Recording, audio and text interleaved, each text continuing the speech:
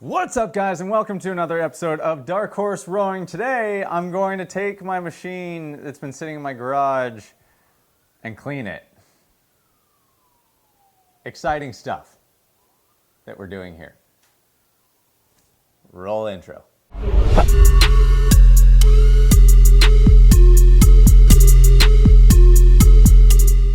So today, guys, you're going to join me on my dusty adventure to clean the machine that's been sitting in my garage ever since I moved to this house. Now, I should be doing this much more frequently considering that half of my garage is a wood shop, so I have dust and sawdust everywhere, so this machine gets pretty dirty pretty quickly. So we're going to go over the basics of how to maintain your machine while cleaning my machine. Yeah, it's self-serving.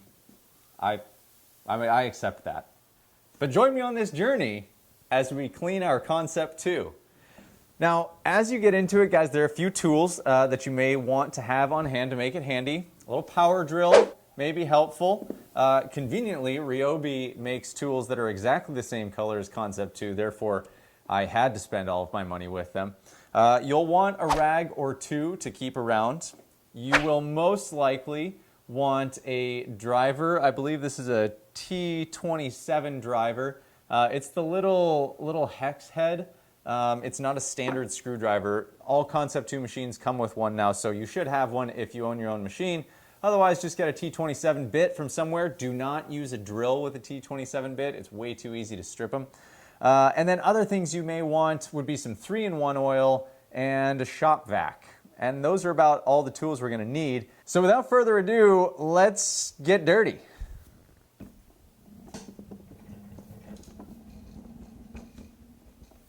All right, so thing number one that I'm going to do is I'm going to begin by just wiping down the entire machine from dust. Now, the thing that happens here in my garage, I don't know if you have yours in your house, it may not be as big of a deal, but I have sawdust and dust everywhere constantly. I live on a dirt alley, so outside of this garage door, it's all dirt out here in the road, which means that every car that comes by kicks up dust. It eventually settles into my...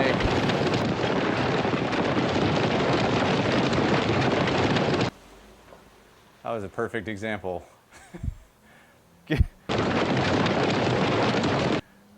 Now I get to deal with that dust as we're filming. Maybe I'll do a tutorial on cleaning cameras next. So every time somebody drives by, that happens. All that dust is going to eventually settle in my garage, which means that it's going to end up on the machine. So first and foremost, I'm just going to wipe the thing down to get all the base layer of dust off. So let's do that now. So first thing that I'm going to do is simply grab a clean rag, and I'm going to give it a dry dusting first, and then I'm going to give it just a bit of a damp dusting. By damp dusting, I mean I'm just going to get the rag a little damp, and I'm going to work on some of the tougher to get spots, like on the monorail where some of that black gunk starts to build up. So I'm going to go at that right now, and then we'll come back and revisit what's next. About to leave, already packing, come with me, I'm not really asking. And now for some of the wet stuff. We'll get away to a place where we don't know. About to see the world in action. Okay, now that that's done, I'm going to move on to my vacuum. Now, where I'm going to start with the vacuum is that I'm going to put it on the blower function, and I'm going to use that blower function to just try and blow some dust out of areas. It's like another dusting, if you will. I'm just triple checking on the dust because I like to start there, get all the base dust off, and then I can start into the deep cleaning. So let's go into that next.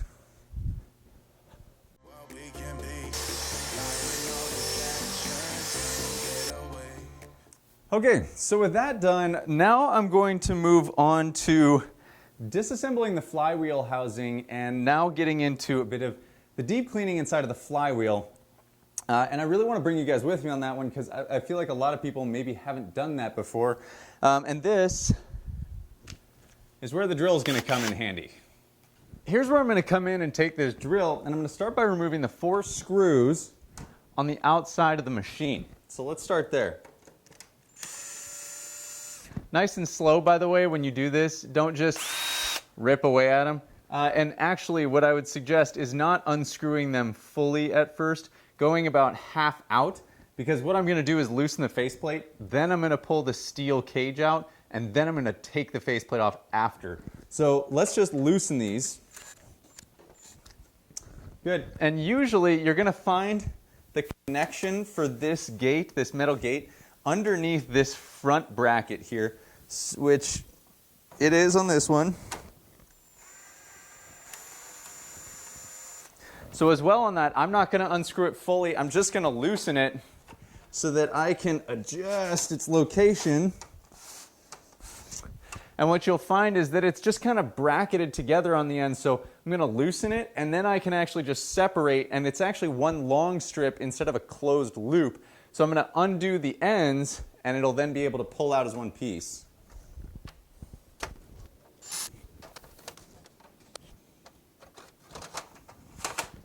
There we go.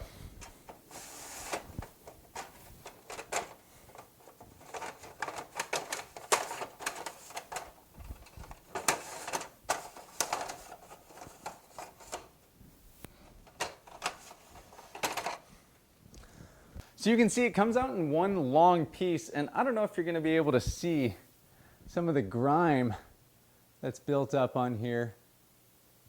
Yeah, there it is. There's a little bit of it. But it's pretty nasty. I can see a healthy layer of dust on the inside of this thing. So now I'm going to take that same rag and I'm just going to wipe that guy after I vacuum it. So I'm going to take that vacuum again, put it on the suck function, and now I'm going to vacuum the inside of this steel.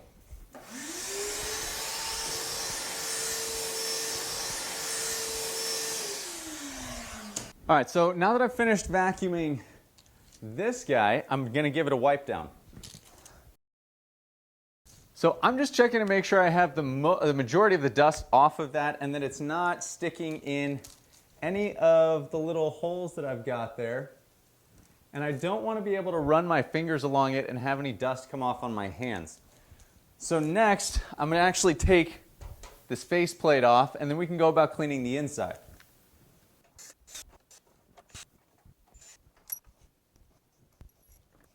So in that process, make sure that you don't lose these guys. These are the nuts that go on the other side of these 4 bolts. If you lose these, you're a little out of luck on resecuring it.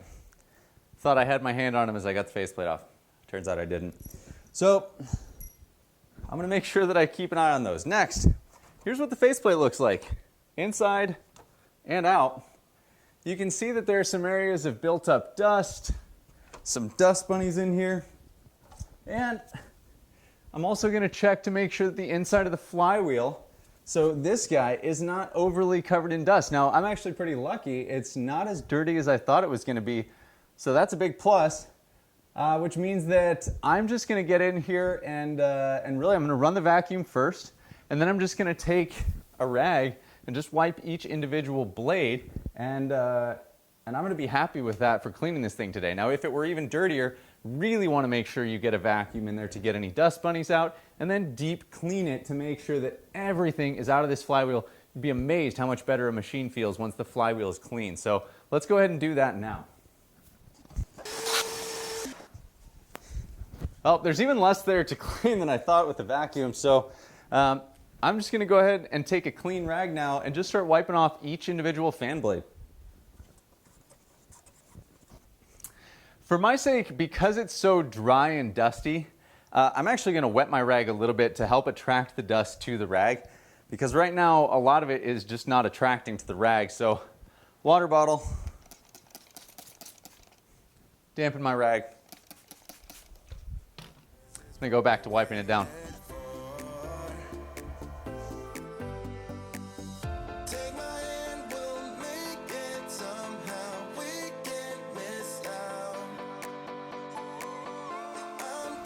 So you can see there's a healthy amount of dirt in there, and that's a relatively clean flywheel. So I'm going to keep at this.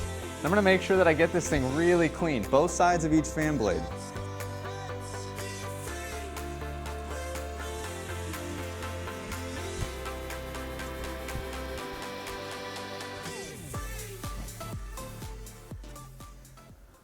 All right, well, I would call that a pretty clean fan blade. So now I'm going to take on the actual cover, and I'm going to do the same thing using my damp rag. Because it's not too dirty in here, I'm just going to get my fingers into all the little crevices and wipe this down as well.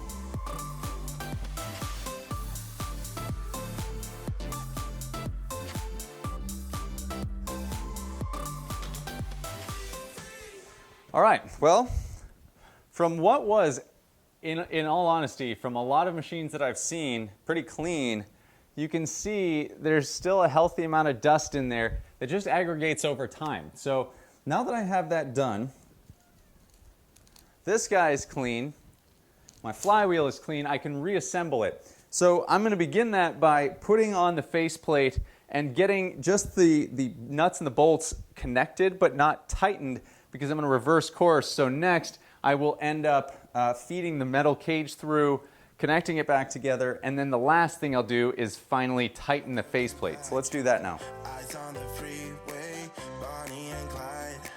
A classic cliche, we're on the run. This is what we waited for. Take my hands, we'll make All right, let's feed this guy back through. this now.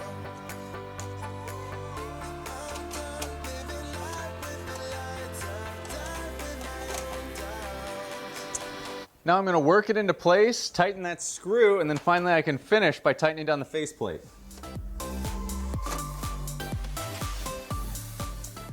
Mind you, don't over tighten, so be very cautious as you tighten this. You do not want to over tighten this guy and bust anything, so go easy on it.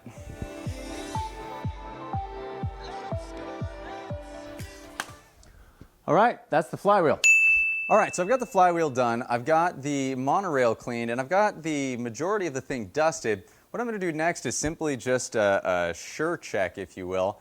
I'm going to take my T27 driver, and I'm just going to check the 8 primary bolts on this machine which connect the front legs to the machine. The rest of the bolts come really tight from the factory, so I've never had much of an issue with them. You're welcome to test them if you like, but the ones that you're responsible for when a Concept 2 comes in the mail are the 8 on the front, meaning 2 at the top of the front leg, 2 at the top of the front back leg, front leg, front back leg, and then 4 down at the base where they connect to the foot. So I'm just going to check all 8 of those, make sure that they are nice and secure, because you don't want those loosening over time. What happens if they do is that the metal starts to twist every time somebody takes a stroke, and you can actually torque metal that way, which can ruin the front legs of the machine. So let's tighten those things down.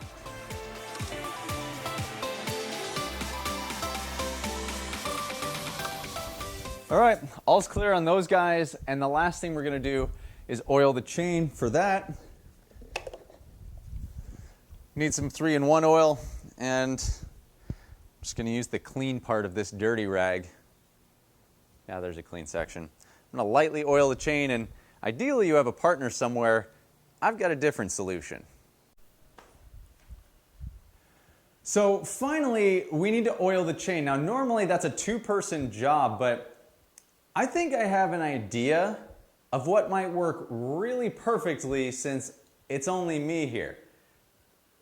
Let's see how it works. I think this could work well. Let's give it a try.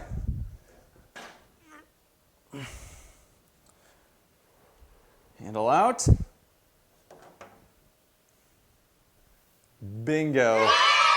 Now I've got a partner to oil the chain. I'm just going to grab my rag, some oil, give this guy a rundown. Then I'm going to take a few strokes. After that, I fed the oil through the system and it's good to go. So grab your 3-in-1 oil, grab a rag, give this guy a rundown, and you are good to go. Let's get rid of this guy and let's just take some strokes and we'll close this thing out. Let's take some strokes and we'll be ready to go.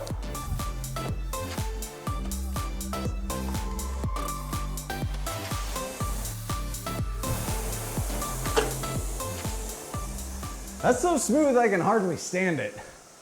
This is the cleanest machine I've had in a year, so I'm pretty excited about that. Hopefully you guys take advantage and clean yours as well, and you get the same response. Let me know in the comments below how your machine feels. before and after, I would hope that it makes a huge difference. And guys, as always, thank you for joining us. This is Dark Horse Rowing. If you loved this video, share it, subscribe, and if you really love it, hit that little bell on the side and get alerted every time we come out with a new video. And as always, we will see you on the other side.